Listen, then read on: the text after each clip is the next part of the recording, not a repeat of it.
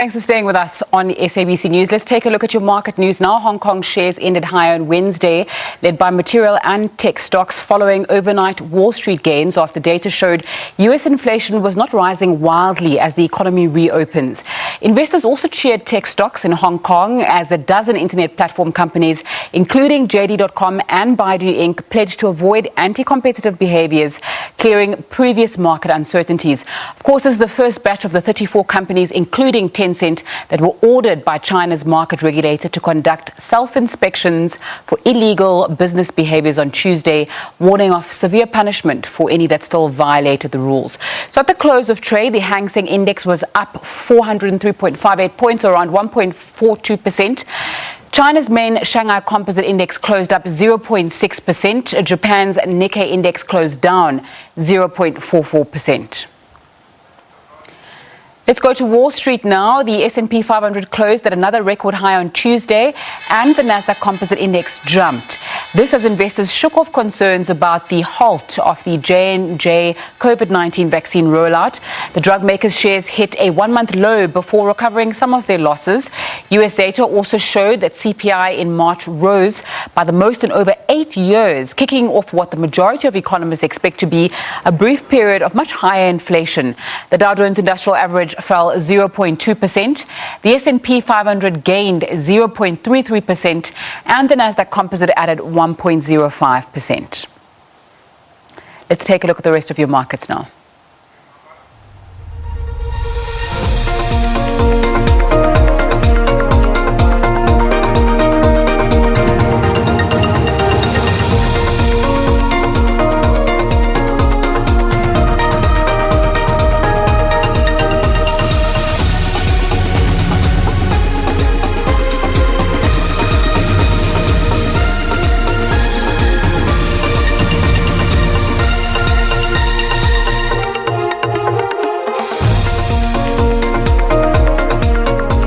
Let's get some analysis now. I'm joined by Viv Govender, who's a wealth manager at Rand Swiss. A very good afternoon to you, Viv. Thanks so much for your time on SABC News this afternoon.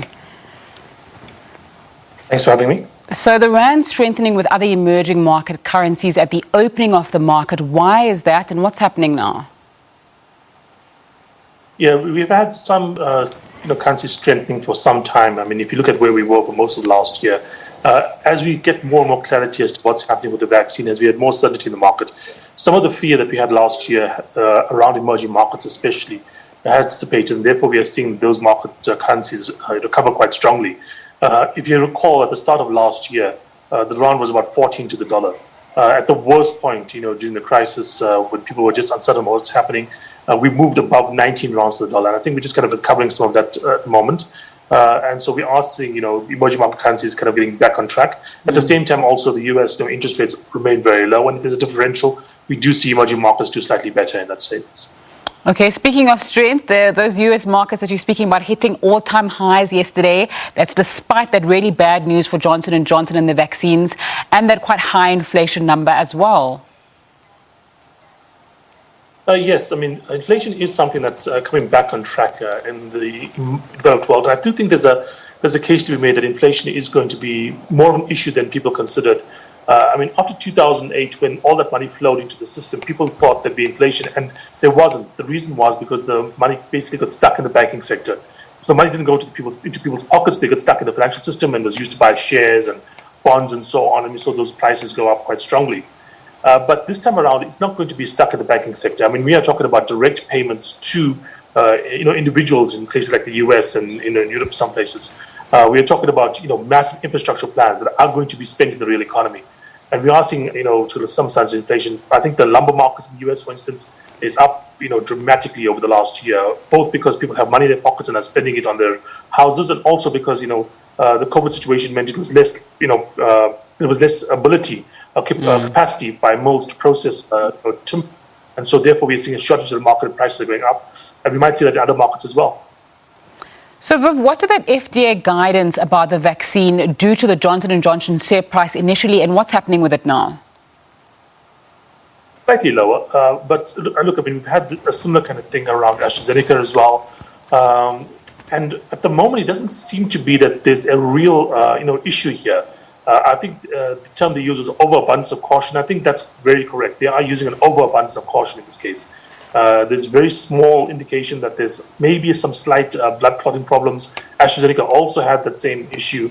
But I mean, the actual numbers don't really scream out that this is a far greater danger than the virus itself. I mean, the virus basically, out of the people that are infected, around about 0.5% or so can expect, death almost, and a significant number more than that can expect serious consequences, including hospitalization.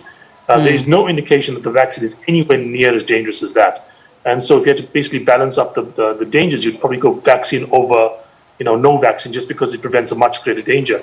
But of course, I think people don't want to be accused of jeopardizing the health of the public, and therefore they are using what I would term an overabundance of caution. But I don't think it's the wisest move here. It's more political, I would think, than actually something driven by scientific requirements. Okay. Let's go to news from Asia now. That continent's economy expected to grow by over 7% according to the IMF. What's that done to the market in general? Look, this is expected. Unfortunately, if you listen to the finance minister's speech, you saw that we were sitting in a situation in which South Africa's growth rate for the next year, this year and next year, is pretty weak. But we are very unusual in the world. I mean, places like the US are growing faster than us both this year and next year. And places like India and China are coming out of this particular situation very, very quickly. I mean, China is going to be, if you look at 2020 and 2021 combined, the fastest growing economy in the world. India suffered more in 2020, but they're going to go faster in 2021. So they're not that far behind China. And those are the biggest economies in Asia after, of course, Japan. And we are seeing that recovery coming through very strongly. But that's something I think that is seen in most parts of the world. If you look at what expected growth rates for places like Europe are, of course, not as high as places like India and China, but they're still dramatically higher than the historical levels. And the US, for instance, is also doing significantly higher than historic levels of growth over the next 2 years. So I think this is just a indication as to what we would be expecting from most places in the world. That is coming out of a very bad base period. So let's come to South Africa now. Retail sales figures out from Statistics South Africa a few moments ago, up by 2.3% year-on-year in February, with the biggest growth being from textiles and clothing. What, if anything, can we read from that? Look, it is slightly better than the slightly negative numbers we saw the last couple of months. It does indicate that we are seeing a slight recovery coming through. Remember, February was before the lockdown started occurring. And therefore, we are still, slightly better than that period of time. So we are looking reasonably okay. But we must also remember that we were in a recession already going into the lockdowns for South Africa. And so we weren't exactly talking about an economy that was dramatically improving. So it is a positive sign, but it is not something to be happy about, because we still need to see significantly higher growth rates to overcome longer-term problems. Viv, anything big you think we should be looking at in the coming week going into the markets? Yeah, look, I mean, I do think we should be looking at commodity prices. We are seeing a bit of volatility around there. The oil price, for instance, has been moving quite, strongly in both directions because of both, increasing demand as well as, more supply coming to the market. So I do think we need to be concerned about commodity prices, because if there is going to be an uptick in inflation, I think we'll first see that coming through the commodity sector. And that's something I think we need to basically watch out for. Because that will affect everything. It will affect interest rate, decisions. Will affect currency movements. It will also affect markets. So I think for the next, few months, few years, so watching out for any kind of movement in the commodity sector is going to be a very key indicator. Viv Govender, Wealth Manager at Rand Swiss, thanks so much for your time on SABC News this afternoon. It's time for a short break. When we come back, we're going to take a deeper look at those retail sales figures, as well as speak to Professor Eddie Webster on the Uberification of work in South Africa. Do stay with us on Point.